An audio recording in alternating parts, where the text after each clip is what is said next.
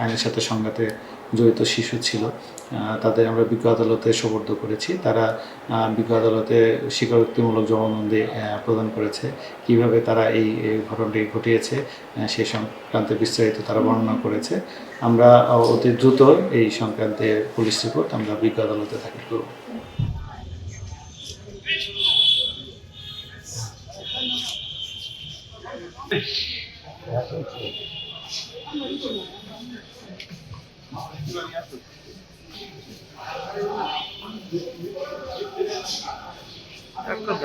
অন্ধকার হয়ে গেছে।